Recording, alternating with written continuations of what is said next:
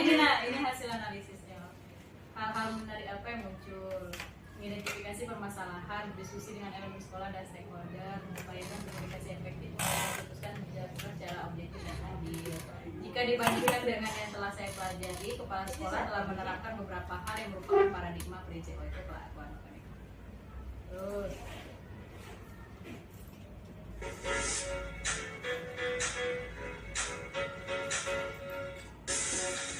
nah, tapi ada bedanya dari ini dengan ibu kepala sekolah. Kalau narasumber satu begini tadi memasukkan kepala sekolah lain sebagai rekan berpikir sebelum mengambil keputusan. Sedangkan narasumber dua, ibu Kepek itu memasukkan komite sebagai rekan diskusi pengambilan keputusan. Sementara sesuai dengan rasa analisis saya, narasumber satu lebih menonjol dalam tahapan-tahapan mengambil keputusan. Ini tertata gitu kan. Terus memberi contoh nyata yang alami di sekolahnya yang bapak tadi tunangkan itu kan dilema itu kan. Sehingga saya dapat saya pahami dari contoh kasus dilema etika yang beliau hadapi. Beliau telah banyak menerapkan langkah-langkah pengambilan keputusan pada modul 3.1. Dan kebetulan juga beliau ini adalah PP, jadi lebih banyak dikit. Nah, dalam pengambilan keputusan ini langkah-langkahnya yang harus diperhatikan yaitu berpihak pada murid. Jadi apapun itu jangan sampai merugikan murid gitu nantinya. Kalau dia benar-benar, walaupun nantinya kita mengutamakan yang pilihan selain murid lebih dulu, tapi tetap tidak boleh merugikan murid. Terus bertanggung jawab, sama melihat nilai-nilai kebajikan. Kan ada aku ajari waktu kita di 1.4 nilai-nilai kebajikan yang nilai bagus lah, yang universal. Terus nah, ini 4 paradigma dilema etika. Individu lawan kelompok. Ada enggak kita kadang itu? Anak kita sendiri lawan anak murid kita. Nah, kayak aku sama Atta kemarin tuh individu lawan kelompok. Terus ada lagi rasa keadilan lawan rasa kasihan. Misalnya gini, siswa kita tuh nilainya kecil kalau gitu teman-teman. Tapi dia nih kalau tidak kita naikkan tuh gimana, kasihan. Nah gitu, nah itu rasa keadilan lawan rasa kasihan. Padahal dia tuh tidak layak naik kelas, tapi dia berkelakuan baik begini begitu gitu. Nah atau juga kita berhadapan dengan ada yang di SD 76 kata aku nak nyusui, aku bukan nak nyusui, kebenaran lawan kesetiaan tidak takut.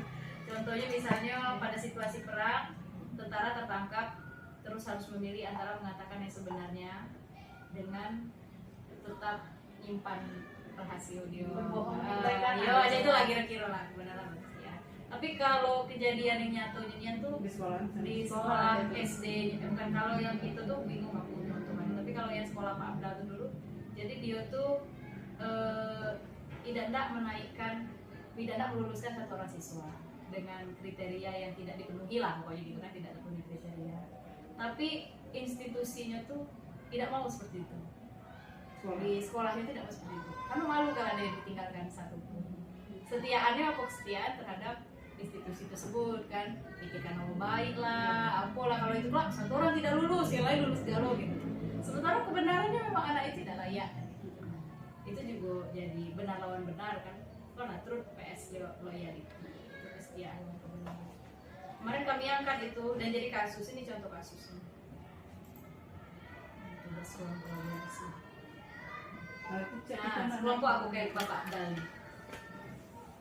Awal mula, salah satu sekolah pondok pesantren di Kota Bengkulu, ada satu orang siswa yang jadi perbincangan dewan guru untuk berat jika diluluskan. Berdasarkan informasi dari wali kelasnya, siswa tersebut ternyata tidak mengikuti ujian praktek dan ujian akhir sekolah. Nah, kan tidak dulu disyaratkan. Serta seringkali tidak hadir di kelas, melanggar aturan sekolah tanpa alasan yang bisa ditoleransi. Penanganan ada semacam intrusi dari Kepala Kantor Kementerian Agama, bahwasannya seluruh siswa bisa dipermudah proses kelulusannya. Sebagai kepala madrasah, Pak Abdal ini terjong. Kepala madrasah juga, guru SD 24 juga, kan ada yang gitu kan, ajar juga tempat diperbantukan. Tentunya mengambil keputusan secara kolektif berdasarkan sumbang pendapat dari Dewan Guru. Salah seorang guru memberikan pendapat bahwasannya berdasarkan peraturan pemerintah Kemdikbud tentang kriteria kelulusan peserta didik, siswa tersebut tidak memenuhi kriteria. Yo kan? Akhir atau dampak ada stigma negatif dari teman sekelas siswa, bahwasannya mereka meragukan profesionalitas guru. Bapaknya saya itu pejabat, gila udah lulus. Nah, jadi itu tenang kan. Dan mereka meyakini bahwa siswa akan lulus semua, yang itu tadi dulu termasuk, meskipun tidak disiplin dan melanggar aturan. Dalam situasi ini Pak Abdal memutuskan untuk tidak meluluskan siswa itu tadi, karena memikirkan juga yang anaknya tadi tuh kan, apa namanya, kebenaran itu tadi yang anaknya banyak itu. Nah, ini langkah-langkah pengambilan keputusannya. Yang pertama, masih betul itu apa tuh?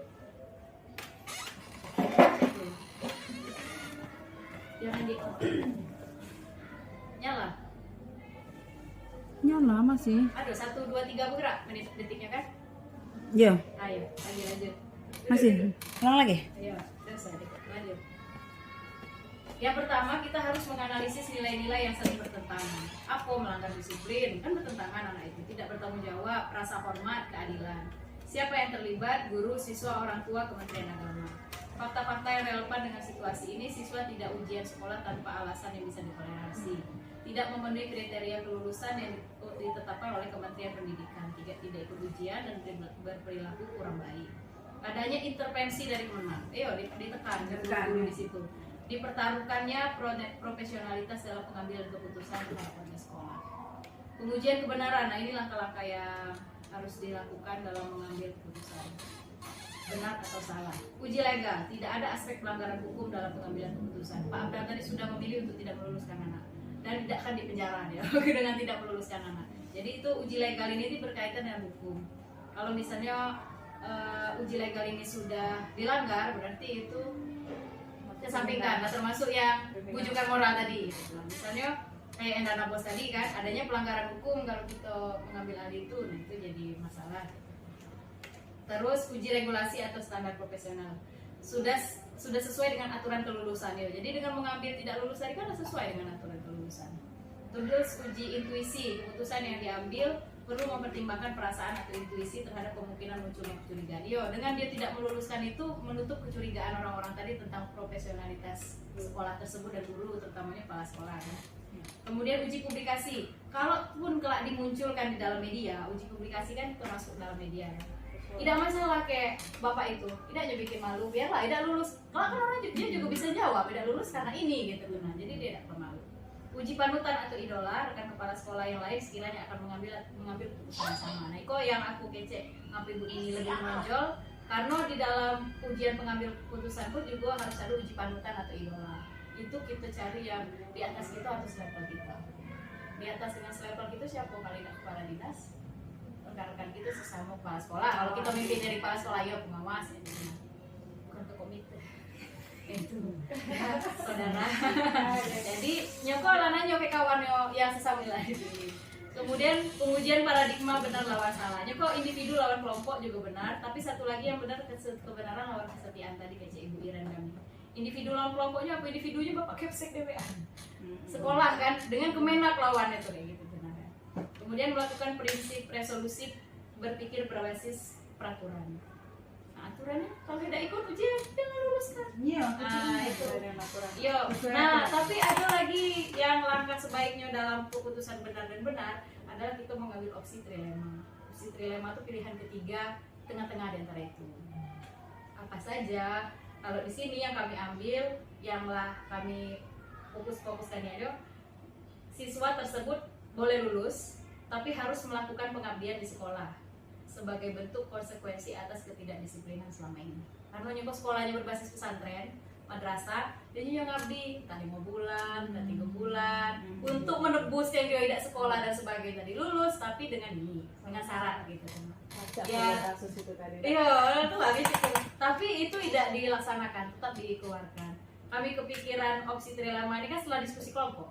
Mungkin kalau Pak Abdal ketemu lebih dulu, Iko yang ngambil gitu. Nah, itu kan setelah diskusi, aku kan udah mau keluar ke anak, udah lulus. Pokoknya ngecek Pak Abdal. Padahal ada nah, buat keputusan siswa tidak diluluskan karena tidak melakukan uji pengabdian itu. Kalau melaksanakan uji pengabdian dengan yang sudah disepakati tadi dan tidak melanggar aturan, mungkin diluluskan. Tapi itulah dapat. Mungkin untuk berikutnya Pak, Iko langkah yang beliau ambil. Lihat lagi keputusan dan refleksikan. Pelajaran yang bisa diambil adalah ketika terjadi keadaan.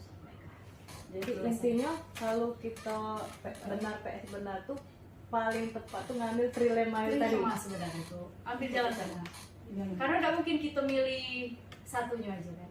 Kayak aku tadi kan, kalau yang kasus aku kan akhirnya kan aku pilih kalau itu Ata tetap jadi pai ini, walaupun tidak aku dampingi kan, tapi dia tetap jalan dengan kegiatannya. Anak yang vaksin tadi tetap aku dampingi. Itu juga ya, Itu termasuk trilema. trilema juga itu tuh. Iya, itu trilema sebenarnya. Terus banyak kan lagi kasus-kasus, cuman ini kan tidak sering kita hadapi. Yang sering kita hadapi kan juga moral, benar lawan salah. Kalau yang itu ya tidak Sama ada. cak aku kemarin lah, Iya, mana tuh? yang aku dapat TGP wawancara Iya. yang kedua. Nah, ayo nak ngantar mama. Ngantar Nah mama itu ke USG, Iya. ke rumah sakit. Iya. Akhirnya aku minta konfirmasi Jadwal. wawancara di Benar, itulah opsi trilema namanya. tetap aku ngantar mama ke Iya. rumah sakit. Benar PS benar. Iya. Dilema etika. Iya, itu dilema etika. Kita tuh memang jarang alaminya langsung, tapi bikin pusing, galau, jadi mana yuk dari kayak gitu.